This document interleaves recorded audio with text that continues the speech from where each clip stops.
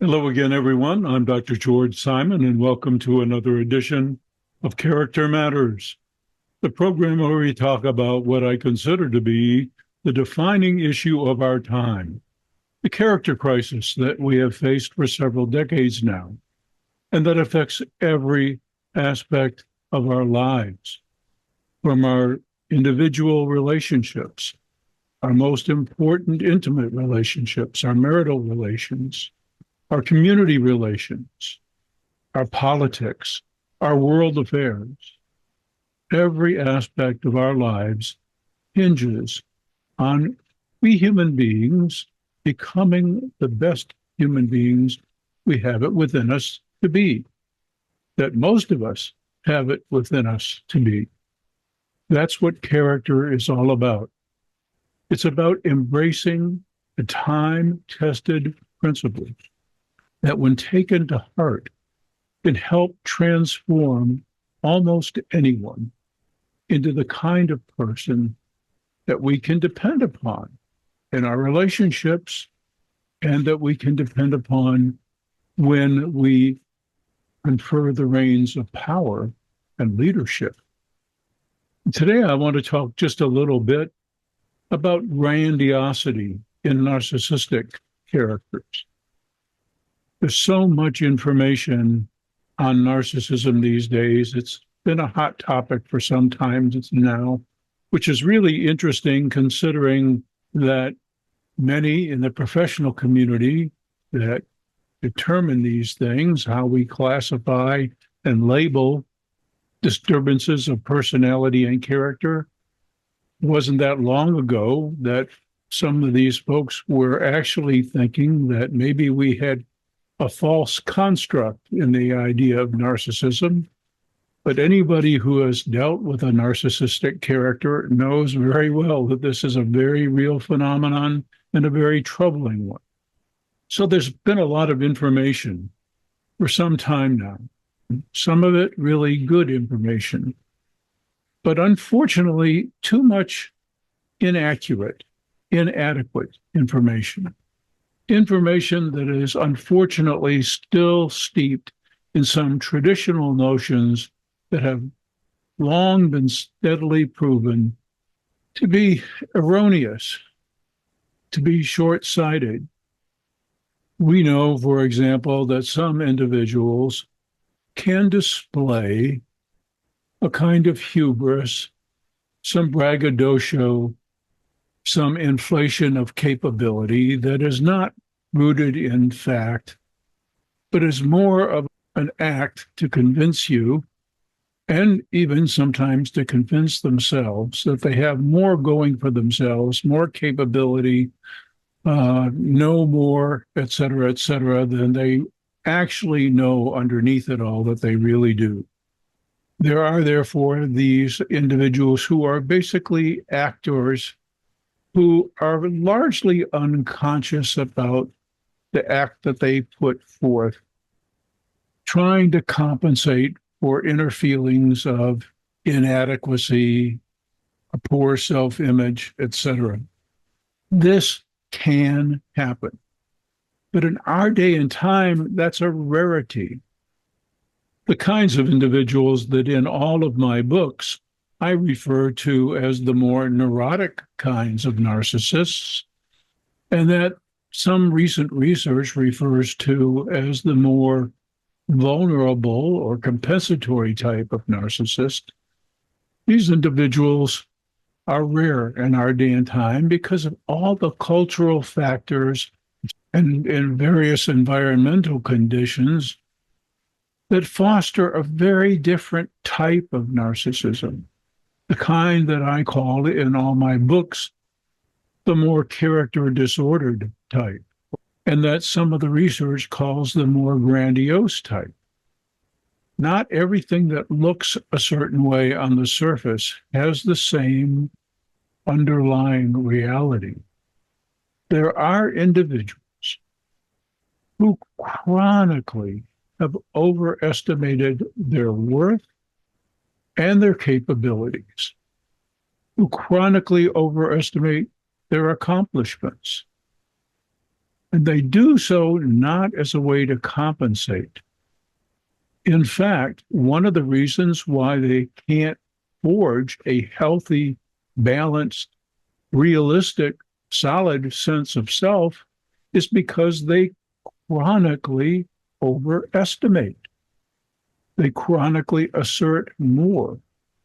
And some of the time, the reason for this is that that type of attitude has been spurred sometimes by environmental factors, such as doting on a person too much in their formative years, giving them too many messages about how special they are, overly lauding them for the simplest accomplishments, et cetera, grooming them basically to feel that they're all that.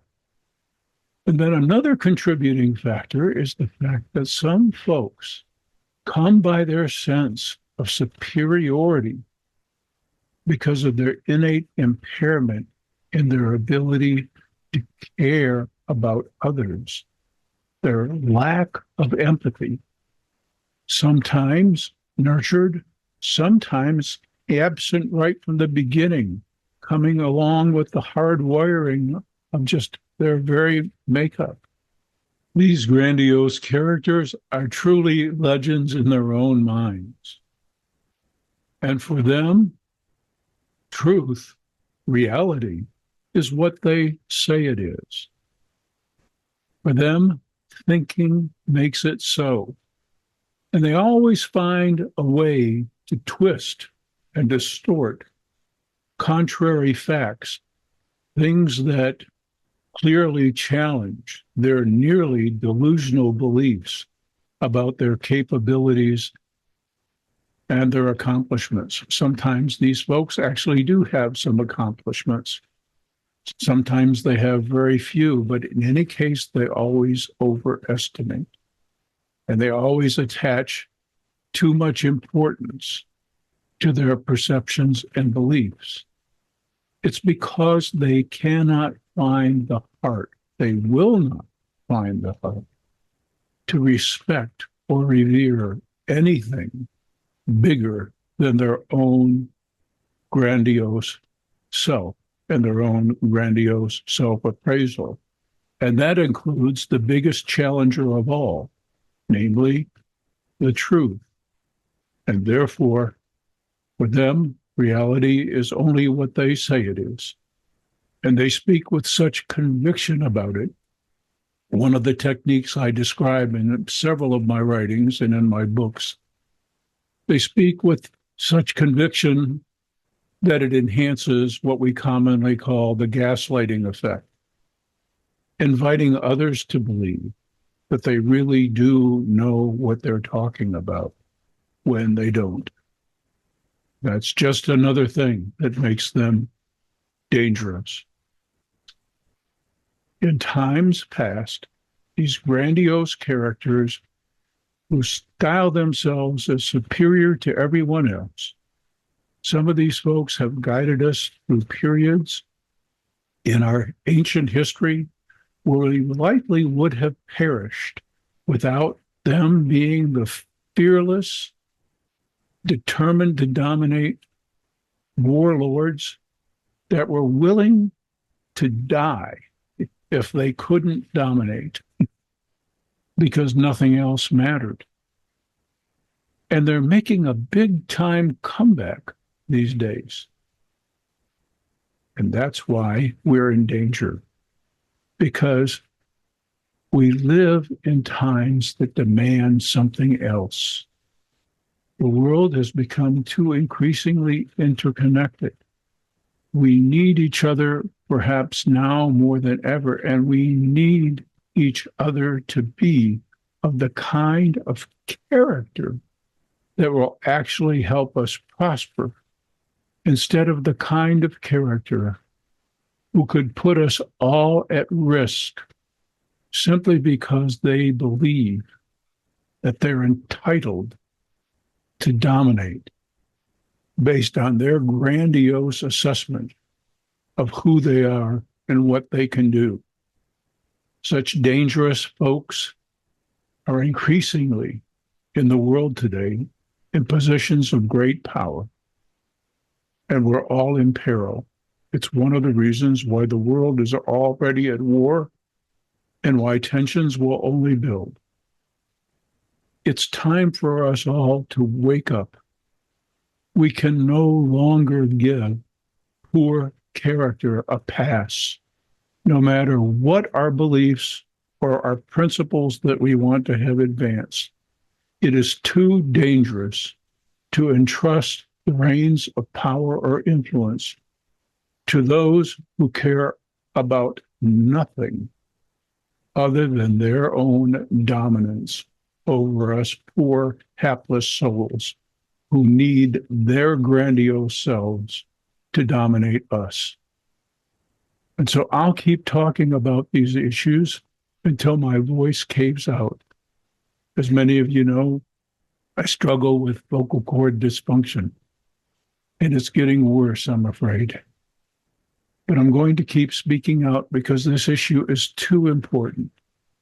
And I'll have some announcements in the coming weeks about a new format for this program and for the blog at drgeorgesimon.com, whereby you're going to be able to interact with me live on a regular basis more frequently and ask questions and get some answers.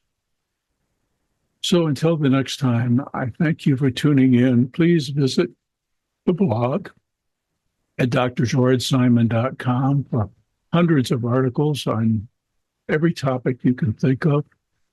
And avail yourself of my books, all readily available on Amazon in multiple formats. So until next time, once again, thanks for tuning in. I'm Dr. George Simon. Take care.